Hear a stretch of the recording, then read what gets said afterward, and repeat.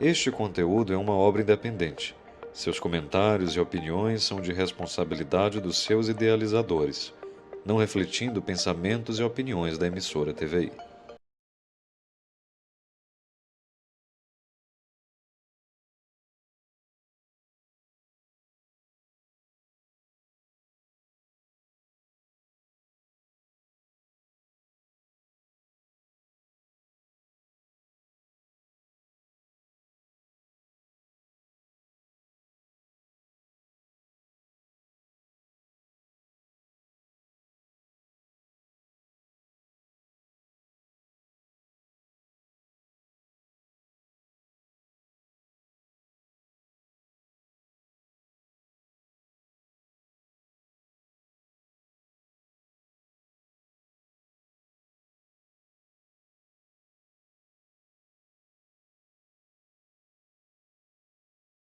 Politiza com elas, a gente sempre começa sexta-feira deixando você informado com uma política que é de verdade tudo aquilo que tem impacto no seu dia a dia. Olha que bancada linda. Tá até um painel maravilhoso aqui. Dizem que o Benjamin falou que ela tá parecendo uma prefeita hoje. Larissa Araújo, bom dia, a nossa analista mais afiada e afiada do sul e extremo sul da Bahia. E essa bancada tá chiquérrima, porque hoje a gente tem um tributarista, doutor, pós-doutor em tributos. Com esse assunto de tarifa, tinha que ter alguém especialista nesse assunto para entender essa movimentação mundial de tarifas que está mexendo com a geopolítica econômica do planeta Terra. Donald Trump está dando trabalho, né, Larissa? Bastante, né? Bastante trabalho. Muito trabalho. A gente já tem notícias, né, atualizadas, inclusive, que o tarifaço que começaria hoje não vai começar hoje. Já não vai mais. Mas aí o nosso especialista vai explicar com detalhes aqui pra gente entender melhor toda essa logística, né? Isso, bom dia para você que eu ainda não dei bom dia, né? Ao nosso convidado queridíssimo aqui, a minha amiga parceira, Lisdeile Nobre. E hoje, para combinar, inclusive, com o tema do mês, né? Põe aí, Cássio, aqui só pra gente ver o Politiza com elas, né? Para combinar com esse lilás bonito aqui do Politiza com elas. Hoje, 1º de agosto, também se inicia a campanha do Agosto Lilás, na verdade? Exatamente. A gente vai falar sobre o Agosto Lilás, mas eu e Larissa Araújo, que trabalhamos com políticas públicas, temos consultoria, uma empresa que trabalha com esse tipo de elaboração, a gente tem uma tônica diferente e a gente vai dizer no final do programa qual é a frase que vai impactar as nossas campanhas durante esse mês de agosto. Perfeito. Nós vamos, Larissa, fazer um giro rápido, sim, de 10 minutinhos mais ou menos, para a gente deixar o restante do tempo exclusivo com a Adive para a gente trabalhar aí as tarefas. Aguarde, doutor Adive. A gente vai iniciar com o primeiro destaque. Cássio, querido, você que está aí na produção, pode colocar as imagens e vamos falar sobre a EMASA, né? A privatização e investimento. Privatização ou está passando só por investimentos públicos? Larissa, não há nada confirmado, não há informações oficiais sobre a EMASA será ou não vendida. Nós estamos ainda no campo das especulações sobre uma possível concessão, né, da EMASA. Já se falou isso em outros tempos, né? Sempre é uma medida antipopular, porque a água a gente não considera como uma mercadoria, mas como um direito. Nós estamos aqui com a doutora Adive, que até pode nos ajudar isso. E surpreendeu, né, Larissa? Porque a gente está vivendo um momento que a Imasa está substituindo redes antigas, amplia o abastecimento nos bairros, entrou com o programa Mais Água, né? Implantação de outras formas de pagamento para facilitar a vida do usuário aí com Pix, por exemplo, melhorou o atendimento ao público com parceria com a faculdade particular aqui, que é a UNEX, né, na cidade de Itabuna. Enfim, Cássio, volta aqui para a gente que eu quero ver o que a nossa analista tem a dizer a respeito desse assunto. Tudo isso aí que você mencionou foi feito recentemente, inclusive, esses investimentos com recursos públicos. Então é importante a gente dizer isso, né? Que feito mais de 50 milhões de investimentos aí nessa área da saúde recentemente no último ano, e de repente você ouve pelos bastidores de que pode haver sim negociações internas para tratar ali de um tipo de concessão por 30 anos. Dessa empresa, né, que é pública, realmente chama a atenção da gente, até porque o silêncio, né, da gestão municipal é um silêncio que incomoda. E aí, nesse momento, eu acho que o mais precavido seria, Lisdeile, a Câmara de Vereadores chamar ali a população, juntamente com o Poder Executivo, para uma discussão a respeito do tema, né? Para que nada seja feito ao arrepio, exatamente, sem o conhecimento da comunidade, né? Mas falando em Câmara de Vereadores, já que o nosso giro é bem rápido também, né? Chamando a atenção, hoje reabre, né, novamente ali a agenda da Câmara de Vereadores, não é isso? Exatamente. Cássio pode até colocar as imagens aí da Câmara Municipal de Itabuna, que hoje inicia o seu segundo período legislativo, né?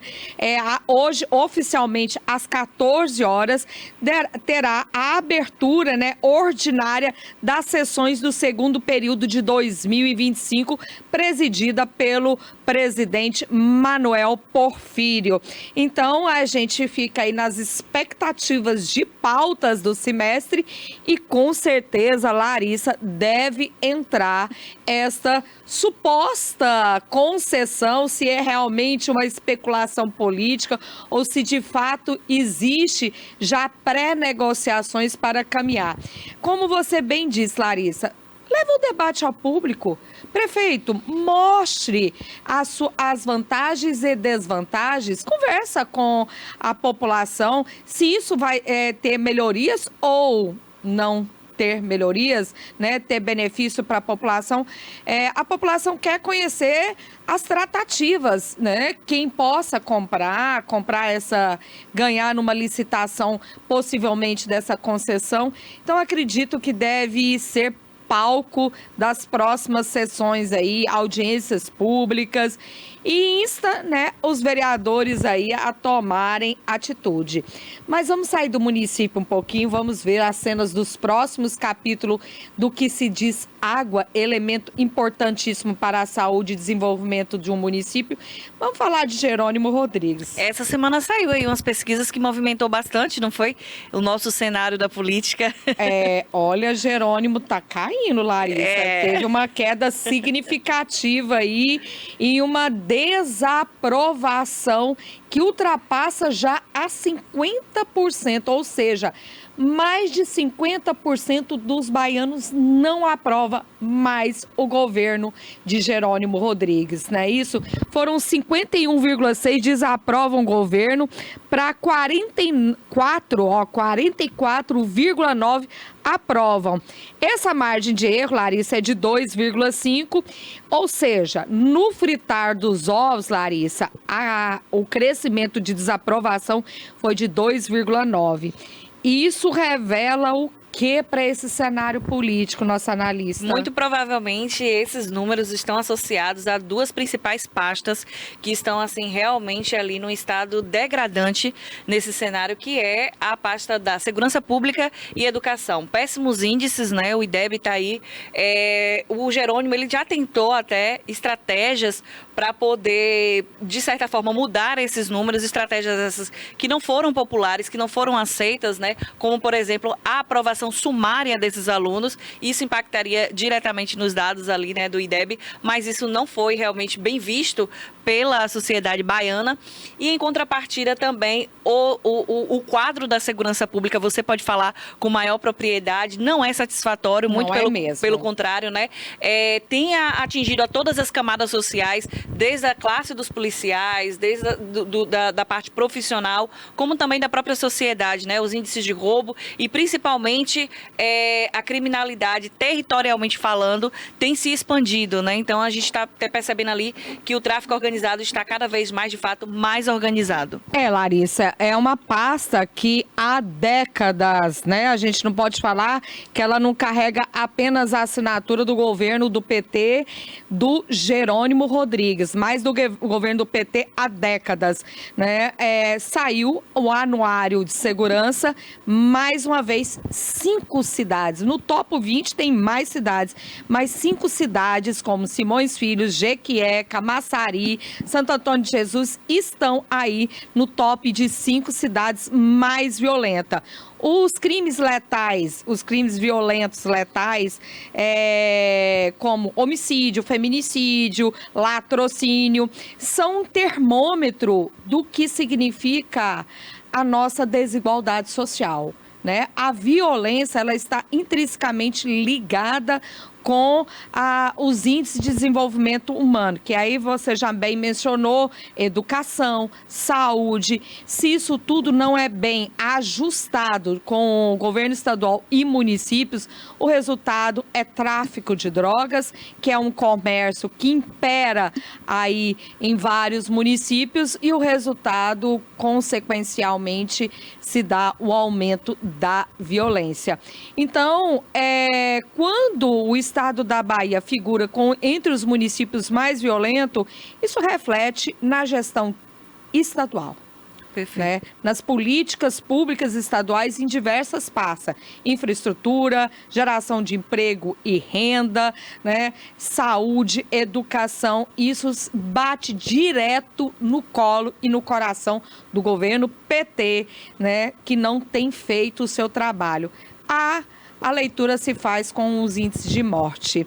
Mas, Larissa, nesse giro rápido, a gente ainda tem mais um assuntinho aí, voltando aí para a nacional, essa tal lei que tem um nome, um sobrenome russo. Depois eu fui tentar, Adiv, saber o que significa esse nome, Magnitsky. É o nome de Sergei Magnitsky.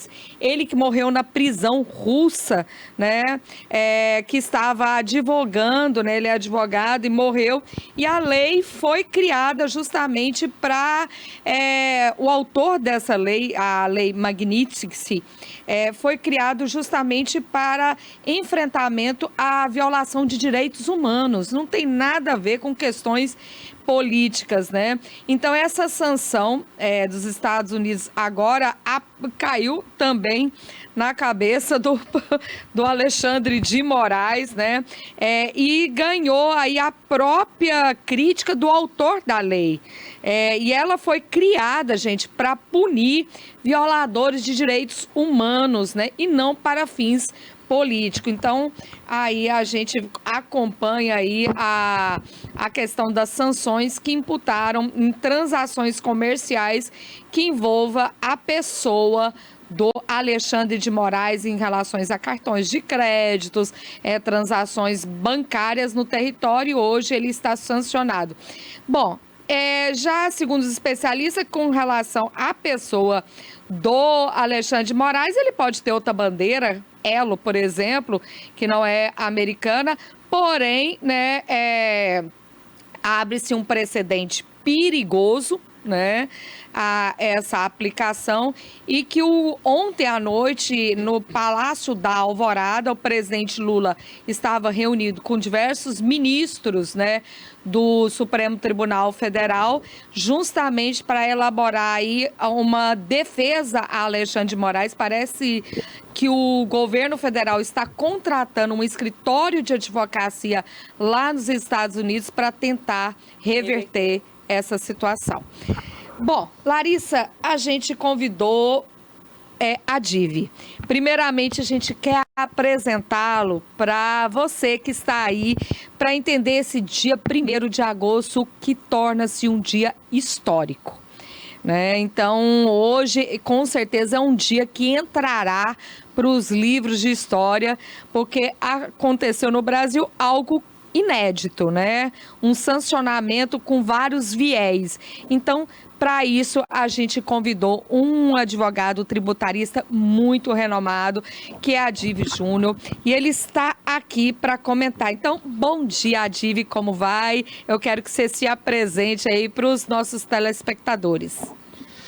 Bom dia, Lisdeile, bom dia, Larissa.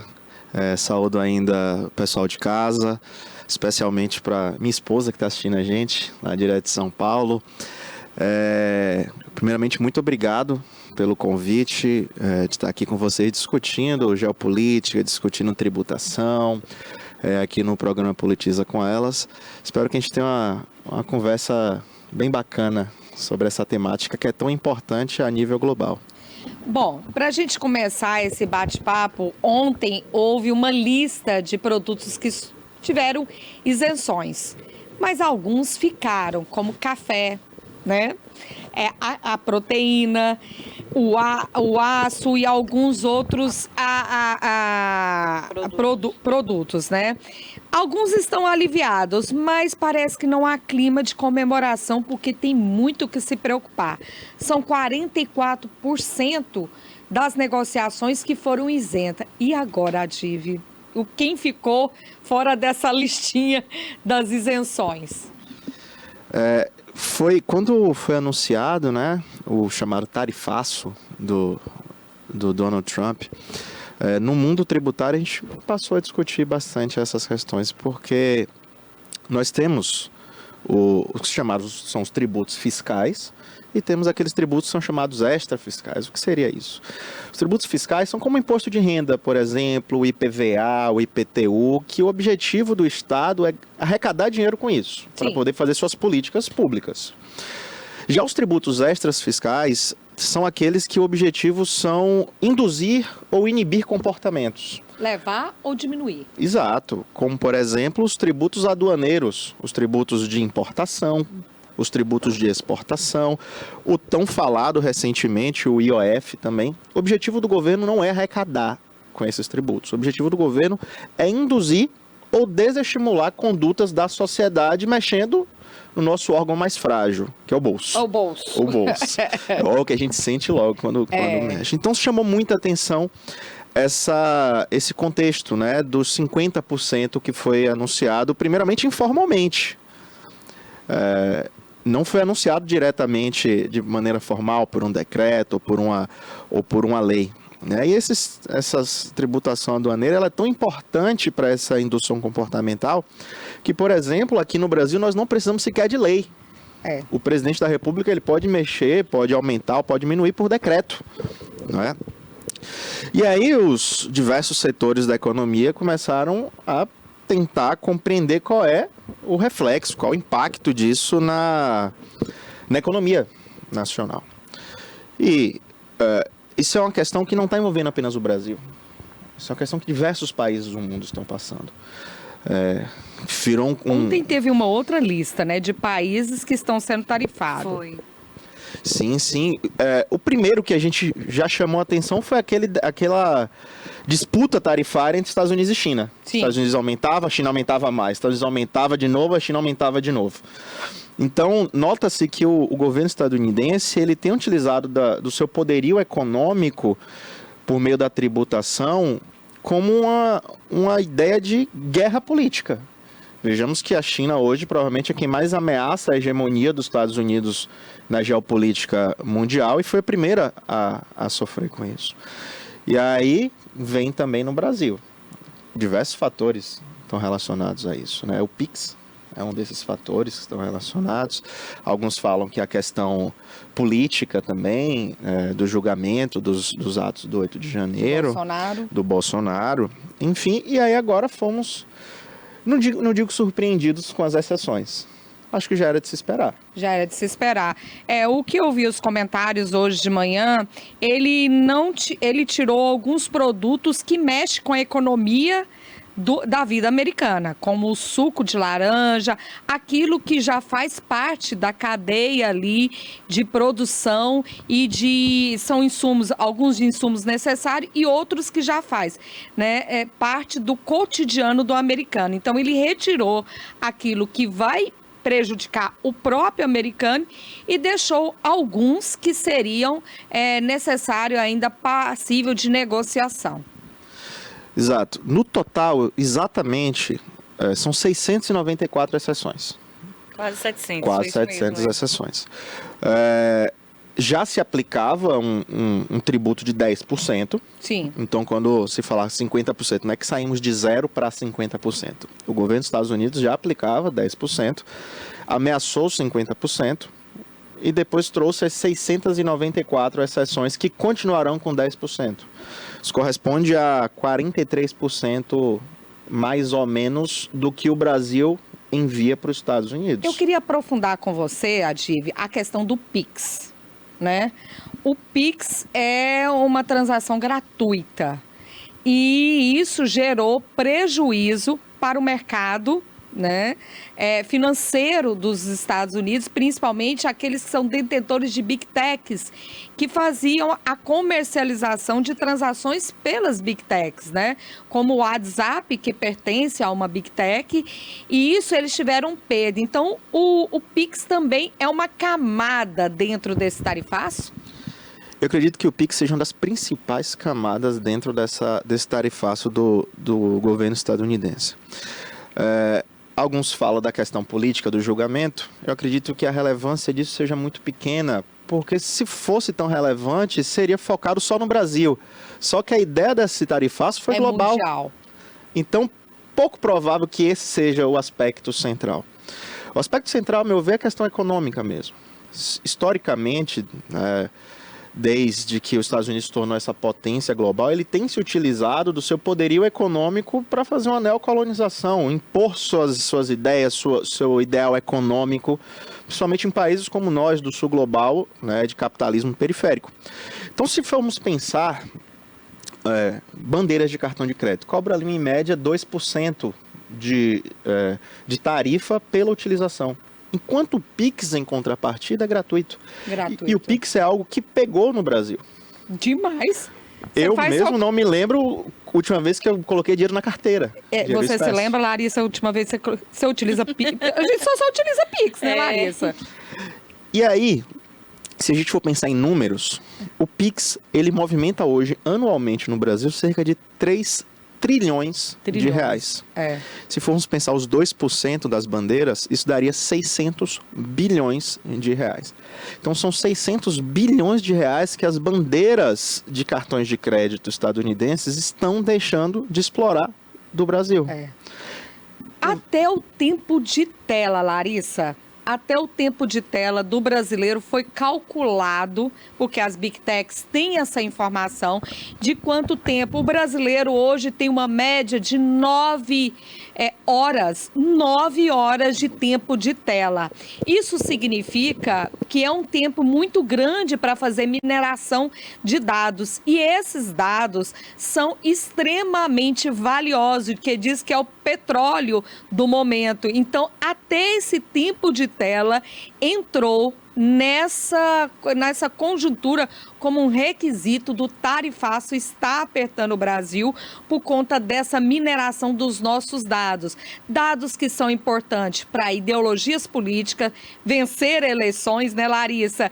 E também vender. Para a economia. Para a economia. Você entra na prática, para você, telespectador, entender, você entra muitas vezes em uma plataforma, faz uma pesquisa aleatória, e aí quando você entra em outra plataforma, às vezes até de entretenimento, quando você observa, os anúncios são direcionados justamente para a sua última pesquisa, né, ao qual você estava ali conectado em outra plataforma. Não é coincidência, é o que eles dele está mencionando aqui agora, nesse momento. Exatamente. São tantas interfaces, né, que a gente vê.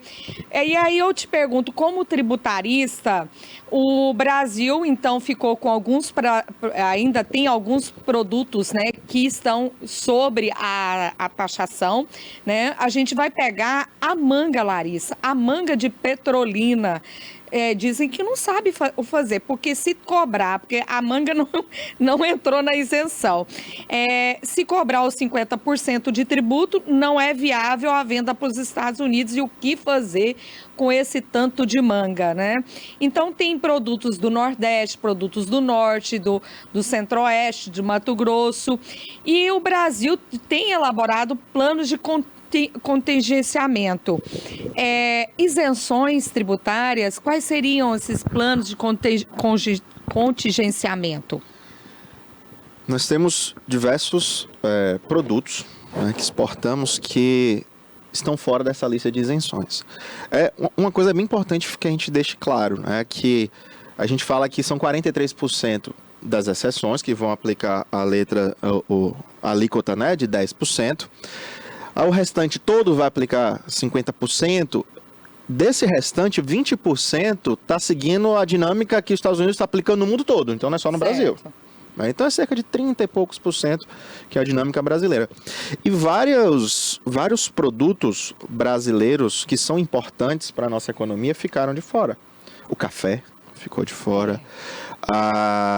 A carne ficou de fora, as frutas ficaram de fora, a tilápia, que acho que vai ser um dos principais problemas. A tilápia do Nordeste, né, que é bastante vendida, o pescado que está aí. E quais seriam os planos, como tributarista, que você verifica que seria viável para fazer uma defesa do mercado e do nosso trabalhador? O governo federal, ele anunciou que já tem um pacote de medidas pronto. Ele não anunciou ainda qual é esse pacote de medidas, mas falou que já tem pronto. O que é que o mundo tributário está acreditando?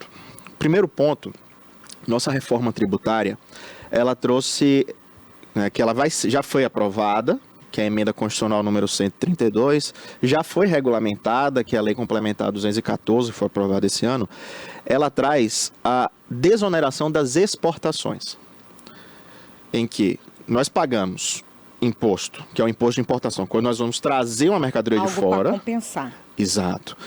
E nós também pagamos quando vamos exportar. Sim. Quando o mercado interno ele vai mandar seus produtos para fora. É o imposto de exportação. Acredita-se que o governo ele vai antecipar a desoneração das exportações que está prevista na reforma tributária, que seria a reforma tributária. Ela começaria a ser aplicada apenas em 2027, um período de transição até 2033, quando aplicaríamos ela integralmente. Então, acredite-se que o primeiro fato que o governo vai fazer é antecipar a desoneração das exportações. O que nós formos exportar, nós não vamos mais pagar. Então, vai ficar mais barato para poder vender, porque não vai precisar para compensar. A segunda questão tributária é a facilitação nos acessos aos créditos tributários. Sim. Tem determinadas comercializações que, em vez de ter que pagar o tributo, gera crédito do tributo. Crédito do ICMS, que é o imposto estadual, crédito do PIS/COFINS, que são contribuições federais. E aí, aquele responsável pela operação, né, da circulação da mercadoria ou do serviço, ele tem acesso a créditos. E esses créditos, ou ele recebe em forma de dinheiro mesmo, ou ele compensa. Um tributo que ele vai vir a dever ainda, ele compensa, não recebe o dinheiro de volta, compensa administrativamente. Então, a facilitação no acesso a esses créditos tributários.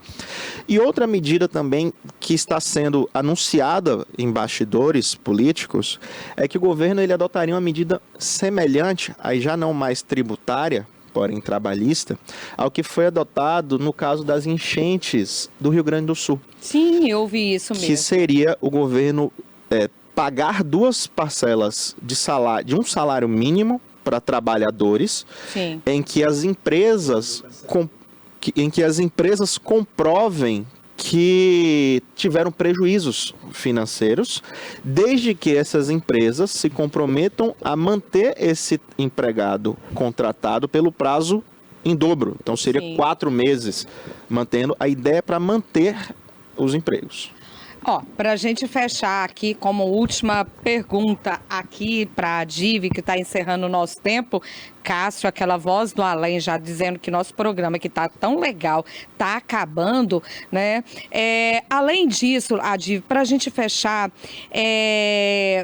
o Brasil sempre foi uma economia fechada. E parece que isso está fazendo com que estimule o Brasil a procurar novos mercados. O Itamaraty tem esse papel, o governo federal também tem esse papel. Você acredita que é um momento importante para o Brasil começar a abrir para outros mercados, não ficar ali com aquela vaquinha que você sempre tirava o leite e que agora a gente pode começar a trabalhar? Sim, sem dúvidas.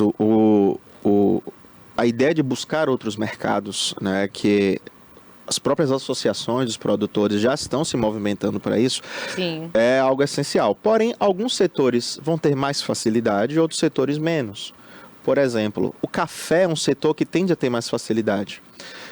A maior parte do café brasileiro ele já é exportado. Cerca de 77% do café que nós produzimos ele é exportado e 23% fica aqui para o Brasil. Os Estados Unidos é o principal mercado das exportações brasileiras de café. O café está numa situação que é relativamente cômoda. Mesmo tendo essa questão, você pode estocar café. O café ele não perde com facilidade. Então, esse estoque do café ele pode procurar outros mercados. Que é commodities. Que é commodities. Outro problema é a tilápia. A tilápia e a manga tendem a ser problemas. A tilápia, cerca de 70% da tilápia que o Brasil produz é para exportação. Estados Unidos é o principal mercado. 90% é exportada de forma fresca, em voos de até 10 horas. E só 10% são congeladas. E vai ter que procurar um tempo para tilápia, porque a tilápia tem que vender logo. Eu adoro um sushi, né? Aquele... eu me esqueci agora o prato que faz com tilápia. Enfim, tilápia é bom para muita coisa. Mas já que a gente está encerrando, a gente agradece imensamente. E esse tarifaço tem muitas novelas aí. Com certeza, né, Larissa? Muitas. A Dive vai ter que vir aqui fazer mais aí esse esclarecimento, esse debate que fluiu muito bem. Larissa, a gente está encerrando o programa com um recado do coração. O que é esse recado do coração que começa hoje, dia 1º de agosto? De agosto, um mês tão importante de conscientização de uma causa assim que é importantíssima. Eu queria dar essa abertura para que você pudesse dar o pontapé inicial, porque ao longo do mês a gente vai trazer essa temática aqui, com convidados inclusive, com assuntos e matérias que realmente se destacaram e é importante dar essa relevância. Então eu vou dar. Prisão não é suficiente, precisa enfrentar a violência de forma estrutural. Esse é o mote da nossa campanha. Segura aí, prisão não é suficiente, precisa enfrentar a violência de forma estrutural. Nós vamos explicar isso ao longo deste mês de agosto, com muitos dados, com muitas convidadas, com muita campanha aqui na TVI, que sempre abraça as mulheres nesse mês de agosto, e a gente dá esse pontapé inicial com todas as apresentadoras que vão estar plenamente motivada para ampliar a conscientização e enfrentar uma violência que não é fácil lidar. Fiquem com Deus, muito obrigada. Adive, meu querido, você é massa, viu? Amei essa nossa conversa aqui. Eu que agradeço o convite. A gente pede para você paz, amor, e sempre tome consciência dos seus direitos. Com a gente, eu e Larissa Araújo sempre está prontas para trazer a verdade, o impacto daquele assunto que motiva... No seu dia a dia. No seu dia a dia. Então, fiquem com Deus. Pérola já está chegando. Venha, minha asiática mais linda do sul, extremo sul da Bahia. Fiquem com Deus. Até o próximo Politiza com Elas. Tchau, tchau. Tchau, tchau.